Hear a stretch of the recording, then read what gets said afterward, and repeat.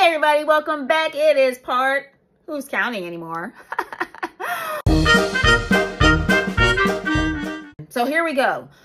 Let's stay on bedside manners because I want to talk about ways to manage conflict.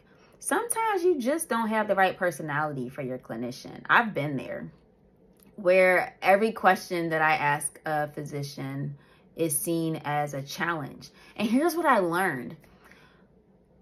Physicians are taught to be confident in what they know.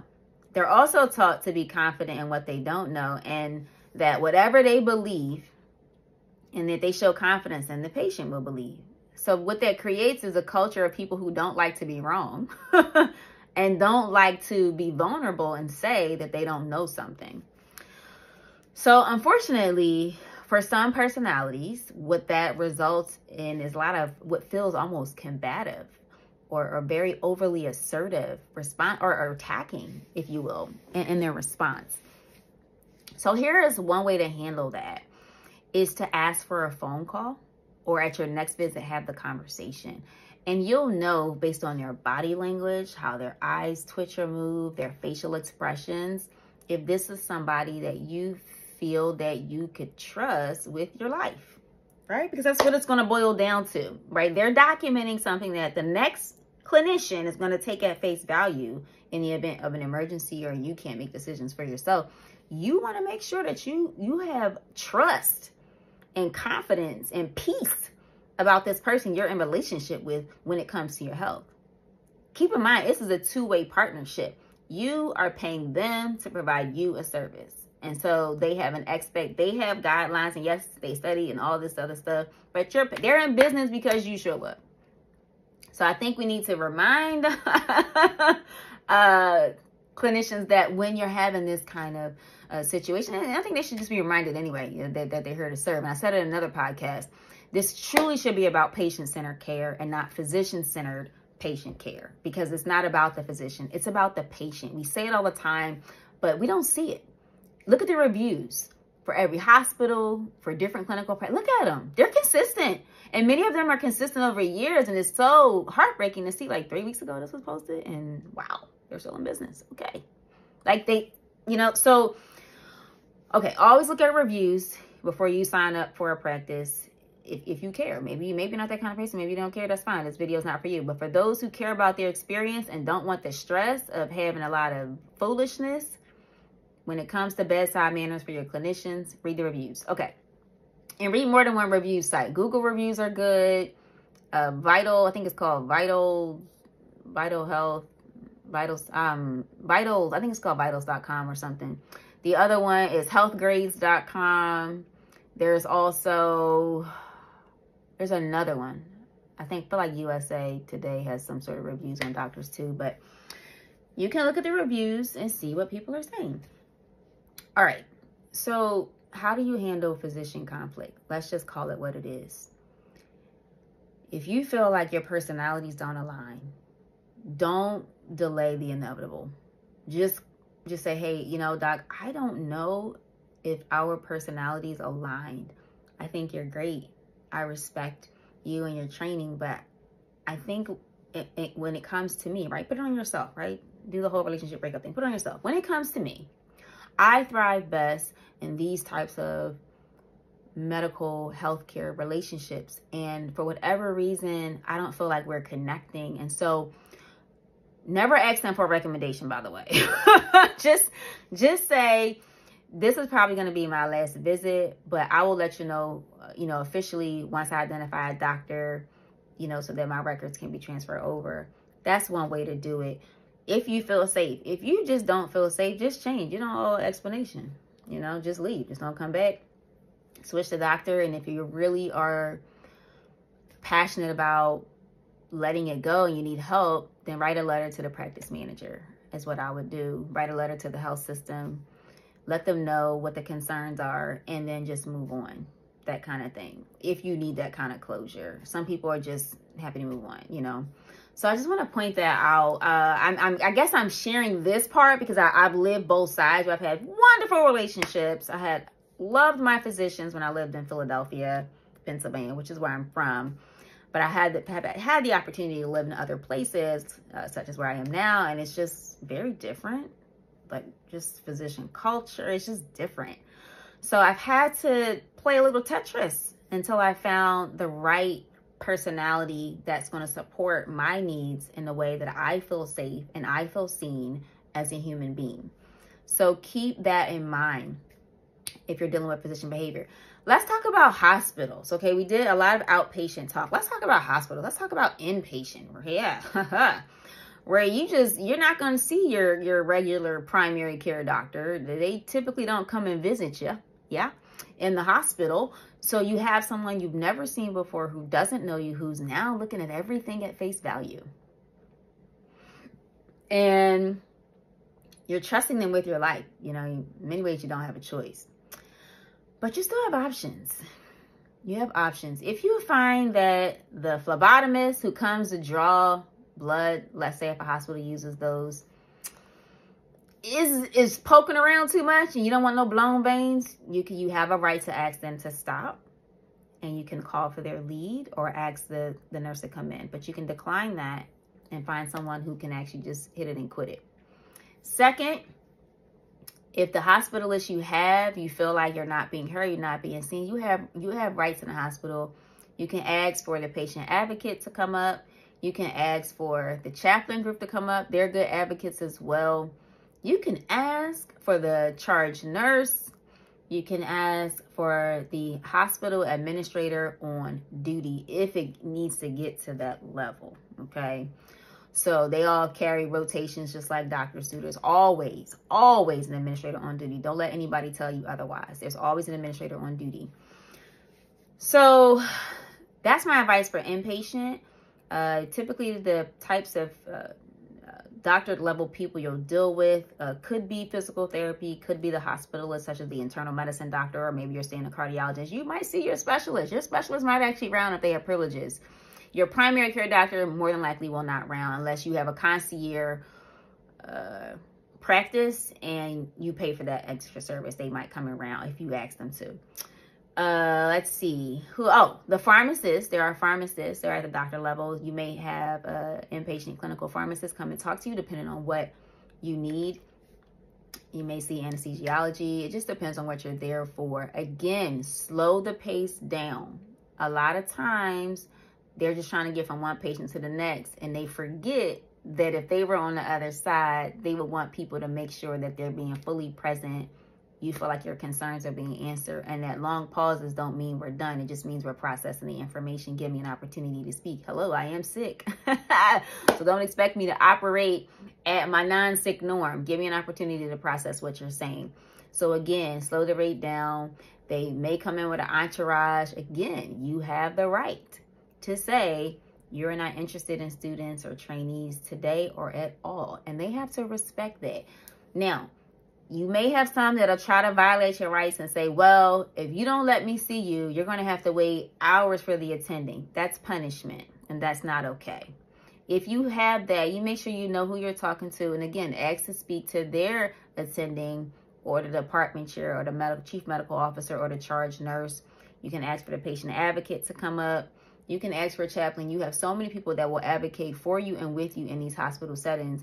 You should never feel punished because you don't want to see someone specifically for whatever reason. You know, your safety is important. When you are inpatient, the goal is to get you well enough to be home. And so for the time being, when you're inpatient, this is your home away from home.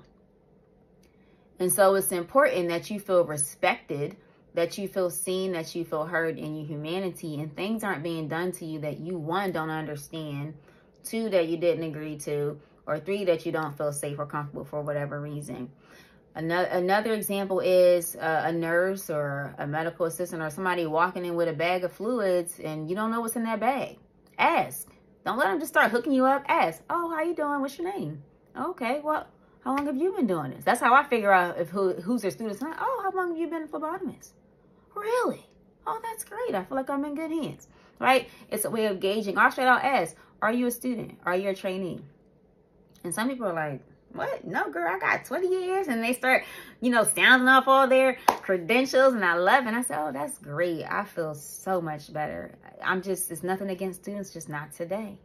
I'm not in that kind of mindset today. I just want to come in, I want to do X, Y, and Z, and I want to be out, right? And so then people say, oh, I understand, yada, yada, yada, yada, yada. And they'll tell you what you need to know or however the system works.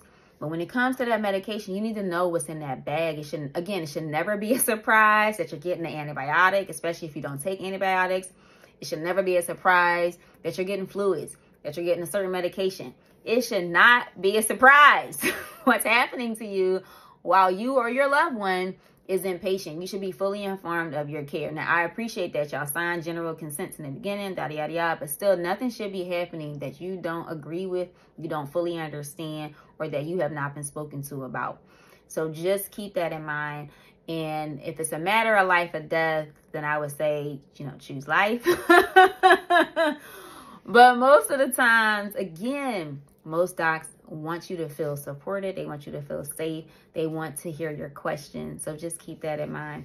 Now, just a little bit of news. Sometimes we complain about we're in the hospital to get rest and to get better, but we don't sleep because people are coming in our room all times at the wee hours of the morning when we're trying to get sleep, poking us, taking blood pressure. They flip the lights on. Let's talk about why that happened. So one, nobody should just be flipping your light on, especially when it's been out for some time. I always, when I used to coach physicians, would say, hey, knock on the door. This is someone else's home. Hi, this is Dr. So-and-so. Is it okay if I come in? And if you're asleep, it should still be an unalarming knock, gentle knock, and you can use the dimmers. Say, hi, it's Nurse Trudy. It's Nurse Joe. It's Nurse Billy. I'm coming in. I know it's 2 a.m. I'm gonna just turn the dimmers on just for a minute to let your eyes adjust. Talk to them. See how they're feeling. Okay, is it all right if I turn the lights on? I'm here to take vitals. I know it's 2 a.m. Here's why we're drawing at 2 or 3 a.m. Because we need the blood work back by, 4 or 6 a.m. when they start rounds, right? Help people understand why you in there disturbing them and they sleep. Or, hey, you remember you're here for this, so we got to take your blood pressure every hour, every 30 minutes, or we got to come check your fluids. And if people understand the why, they won't be so upset and so resistant and feel frustrated about their inpatient hospital stay. So what is the ask here? The ask is for the clinical team to just communicate. Never assume that the patient knows. Assume that they don't know.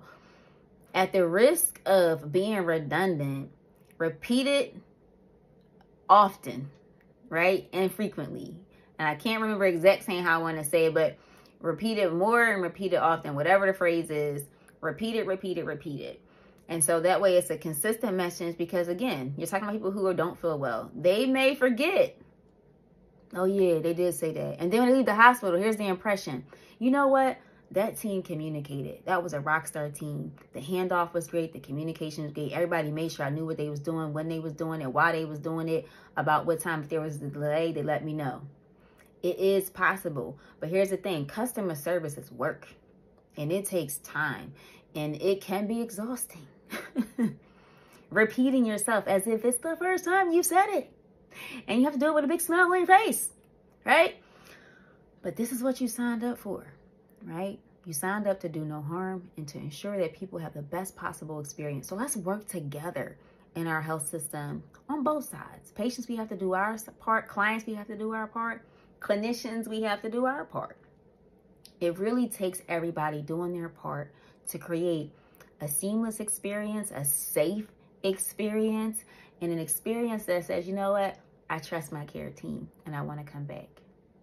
So I hope there's some tips and strategies on the inpatient side you can use to navigate difficult physician behavior, but also to celebrate those that are doing a great job. Tell them thank you. You'd be surprised how often they may not hear that.